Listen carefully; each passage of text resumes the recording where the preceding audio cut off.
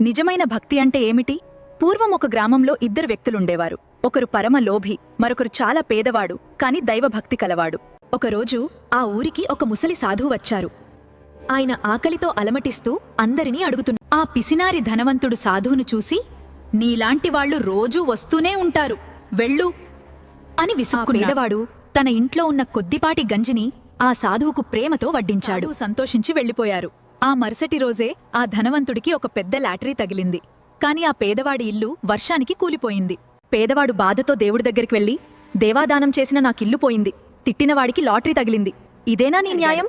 అప్పుడు భగవంతుడు ప్రత్యక్షమై ఇలా అన్నాడు, నాయనా, నీ కర్మ ప్రకారం నిన్న నీకు మరణం సంభవించాల్సింది. కాని నువ్వు చేసిన ఆ చిన్న గంజిదానం వల్ల నీ ప్రాణగండం పోయి కేవలం ఇల్లు కూలడంతో ఆ కర్మ తీరిపోయింది. ఇక ఆ ధనవంతుడికి అతని పూర్వజన్మ సుకృతం వల్ల ఈ రోజు రాజ్యాధికారం రావాల్సింది.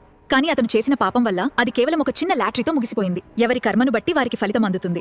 చూశారుగా మిత్రులారా, మనం చేసే ప్రతి చిన్న మంచి పని మనల్ని ఒక పెద్ద ఆపద నుండి కాపాడుతుంది. ఈ కథ మీకు నచ్చితే ఓం నమో నారాయణ అని కామెంట్ చేయండి. నేను కట్టుకున్న ఈ శారీ ఇంకా పూజకి సంబంధించిన కొన్ని బెస్ట్ ఐటమ్స్ లింక్స్ అన్ని కింద వ్యూ ప్రొడక్ట్స్ లో ట్యాగ్ చేశాను. మీకు నచ్చితే చూసేయండి.